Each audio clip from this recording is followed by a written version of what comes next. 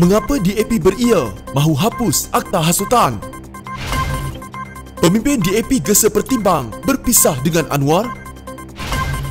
Pembantu Anwar beri amaran pada DAP. Khalid tak tahu arahan Anwar berubah saat akhir.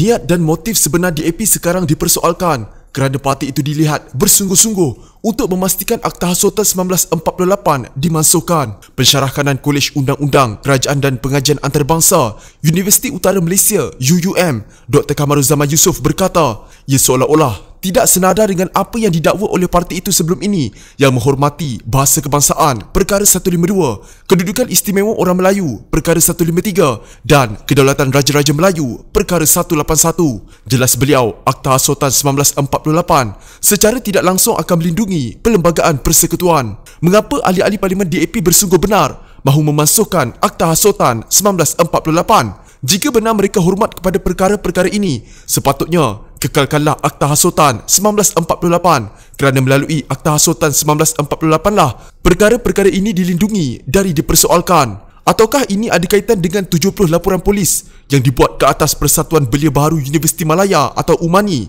baru-baru ini atas dakwaan mencabar kuasa yang di-Pertuan Agong? Soalnya, menerusi Facebook, Kamaruzaman berkata demikian mengulas persidangan Dewan Rakyat, khususnya dua soalan dari ahli Parlimen DAP yang bertanya mengenai status permansuhan Akta Hasutan 1948.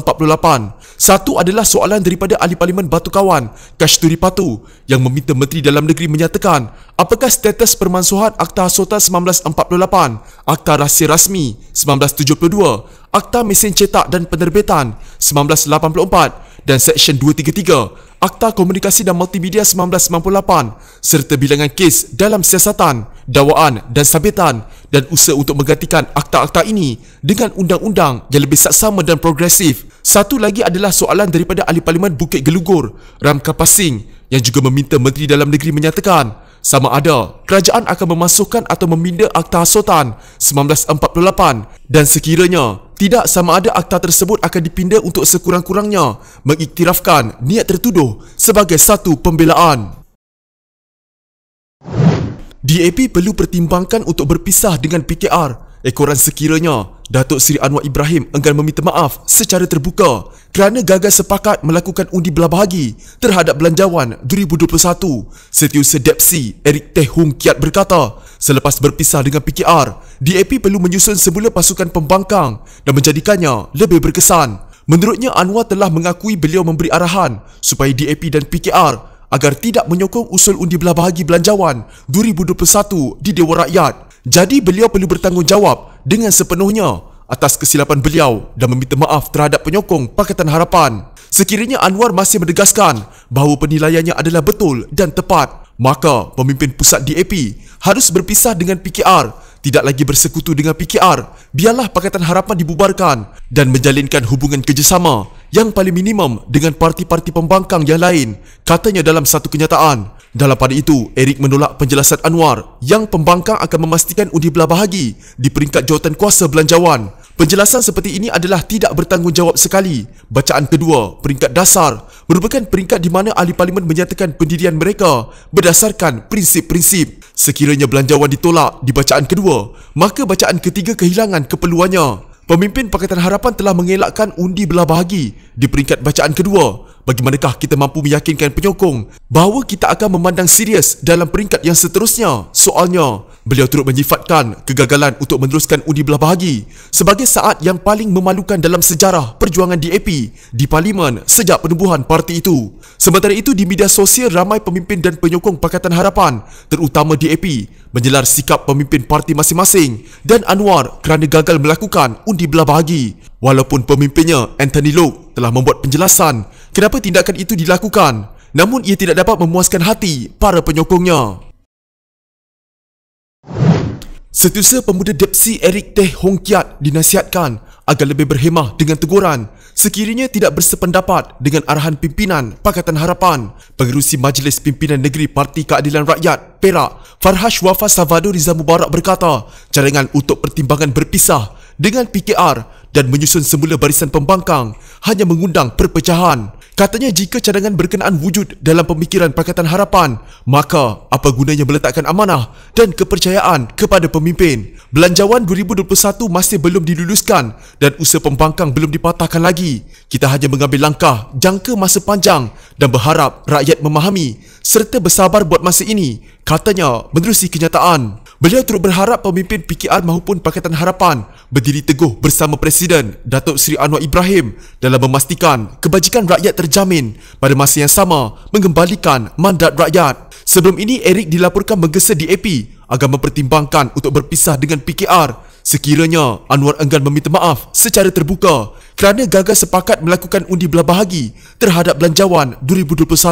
Menurutnya, selepas berpisah dengan PKR, DAP perlu menyusun semula pasukan pembangkang dan menjadikannya lebih berkesan. Ini kerana katanya Anwar telah mengakui beliau memberi arahan supaya DAP dan PKR agar tidak menyokong usul undi belah bahagi Belanjawan 2021 di Dewan Rakyat.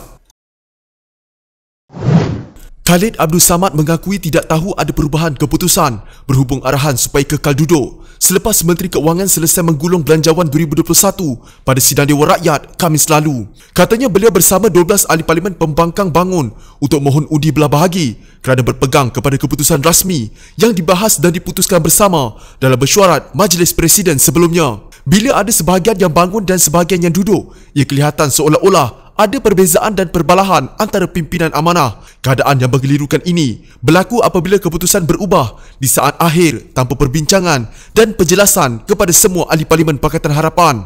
Ini menyebabkan sebahagian ahli parlimen amanah terus berpegang kepada keputusan asal yang dianggap keputusan rasmi, memandangkan ianya telah dibahaskan dan diputuskan bersama dalam mesyuarat Majlis Presiden Pakatan Harapan, katanya dalam kenyataan kepada media. Khalid yang merupakan ahli parlimen Shah Alam antara 12 ahli parlimen dari blok pembangkang termasuk Tun Dr. Mahathir Mohamad bangun untuk memohon agar Belanjawan 2021 diundi secara belah bagi. Bagaimanapun, kumpulan beliau mendapat malu dan kecaman hebat dari netizen kerana beliau dilihat seperti tidak sepakat dengan rakan komponen Pakatan Harapan sehingga Speaker Dewan Rakyat Datuk Azhar Azizan Harun mengumumkan sokongan untuk mendapat undi belah bagi tidak cukup syarat. Dewan Rakyat memerlukan sokongan 15 ahli parlimen bagi membolehkan sesuatu rang undang-undang diundi secara belah bagi. Menurut Khalid, amanah menyedari wujudnya kekeliruan di kalangan masyarakat umum dan juga ahlinya berhubung dengan apa yang telah berlaku itu. Namun, kata beliau, sebahagian pimpinan iaitu 5 orang termasuk Presiden dan Timbalan Presiden berpegang kepada keputusan baru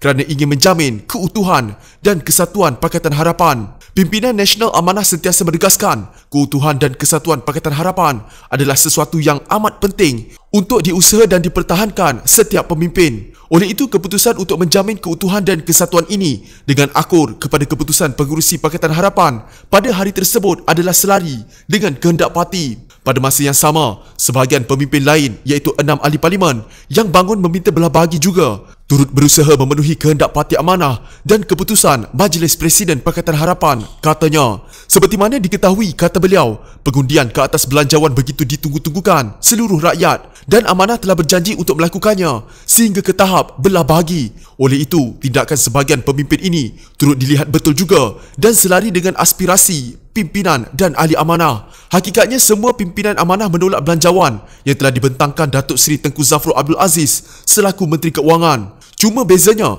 adalah sama ada melakukan belah bagi atau tidak, dan perbezaan ini hanya timbul pada saat terakhir hasil cadangan pengerusi Pakatan Harapan. Katanya yang merumuskan tidak wujud perbezaan atau perpecahan di kalangan pimpinan amanah. Jika anda mempunyai gejala seperti demam, batuk dan sesak nafas, jangan berlengah untuk terus ke klinik atau hospital bagi menjalani ujian saringan. Bersama kita tangani wabak COVID-19.